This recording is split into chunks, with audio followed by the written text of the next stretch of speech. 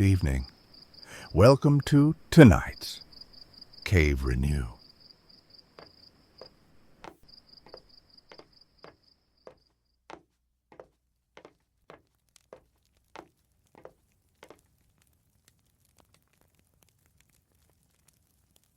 The hollow of Blackwood Hill.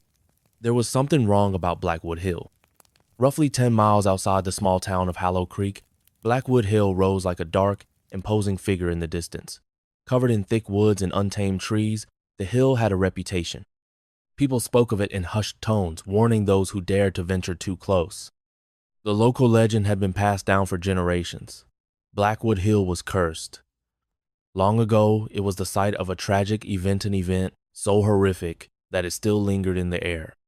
No one knew the details exactly, but every time someone dared to stay overnight near the hill, something or someone would vanish. People whispered about strange figures seen at night, haunting sounds carried on the wind, and a feeling of being watched. It was on one such Friday evening, in the fall of 1983, that Simon Harris, a journalist from the city, arrived in Hallow Creek. He had heard the rumors and dismissed them as local superstitions. He was determined to write a piece on the mystery of Blackwood Hill and uncover the truth behind the whispers. After checking into the only inn in town, Simon was greeted by an elderly woman named Mrs. Tuttle, the innkeeper. "You've come to investigate Blackwood Hill?" she asked, her voice trembling slightly as she looked over her spectacles. Simon nodded, flashing a smile. "I'm just here to see if the stories hold up. Do you know anything about it?" Mrs. Tuttle sighed deeply. "I know enough to tell you to stay away, young man. There are things out there that are better left undisturbed." Simon chuckled, dismissing her warnings. "Thank you, but I'm not easily scared. I'll be fine." Mrs. Tuttle hesitated, but eventually led him to his room. "Stay safe," she said, her voice barely above a whisper before she closed the door. That evening, Simon made his way to the base of Blackwood Hill. The air had a chill to it, and the moon hung low in the sky, casting an eerie glow over the landscape. The woods seemed alive with the sounds of distant whispers and the rustling of branches, but Simon attributed it to the wind. He followed an old trail that led deeper into the trees. The further he went, the darker it became, the shadows pressing in on him as if the trees themselves were closing in. His flashlight flickered, casting an unsteady beam of light.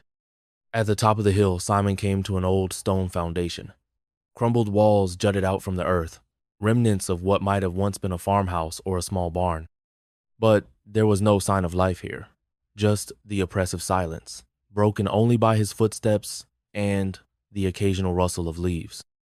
Simon crouched down, pulling out a notebook to jot down some notes.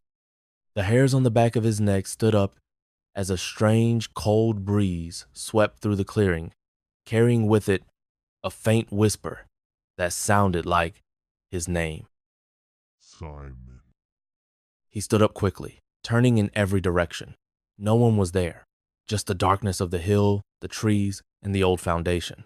But the voice he swore it had come from somewhere behind him. He forced a chuckle. "Probably just the wind," he muttered. He shined the flashlight around, and that's when he saw it. A shadow-tall, human shape loomed just beyond the foundation. It was outlined in the dim light, its features obscured, but Simon could tell it was standing still, watching him. His heart skipped a beat. "Hello?" Simon called out, his voice trembling despite his best efforts to stay composed. "Who's there?" There was no response, just the rustling of leaves. Simon's breath quickened. The air around him felt heavy, suffocating. He took a few steps forward, the beam of his flashlight bouncing erratically. The figure did not move. Then it took a step toward him. Simon's heart raced, his mind scrambling for logic. It could be a trick of the light, but no, this shadow-it was too solid, too real. He could feel his presence pressing down on him, a malevolent force in the air. "Who are you?" Simon demanded, his voice shaking. The figure took another step. Suddenly, the ground beneath Simon's feet shifted. A deep rumbling sound echoed from below the hill, followed by an unnatural creaking. A crack formed in the earth near the foundation, and Simon staggered backward, his flashlight falling to the ground. The figure stepped forward again, and Simon, now paralyzed with fear, couldn't tear his gaze away. It was so close now that he could almost make out his Chapital, thin, with hollow, empty eyes. Leave? Whispered, the sound rasping like dry leaves in the wind. Leave or be lost forever. Simon stumbled backward, the crack in the earth widening as though it were swallowing the very ground beneath him. The shadow was reaching out now, its hands elongated, claw-like. With a gasp, Simon turned and ran. The woods seemed to close in on him, the trees bending and twisting as if trying to block his path. Branches whipped at his face, and the ground seemed to shift with each step he took. Behind him, the sounds of footsteps grew louder, faster. He could hear it, the whispering again. Simon. Simon. He didn't dare look back. His heart was pounding, and his breath was ragged. The hill had changed. What had once been a dark, mysterious place now felt like a trepan, inescapable nightmare. Finally, with one last desperate push, Simon stumbled back to the edge of the woods, his legs shaking. The cold air bit at his skin, and he could see the faint glow of the inn's lights through the trees. Without a second thought, he ran towards them. He burst into the inn, slamming the door behind him. Mrs. Tuttle was sitting in the lobby, reading a book.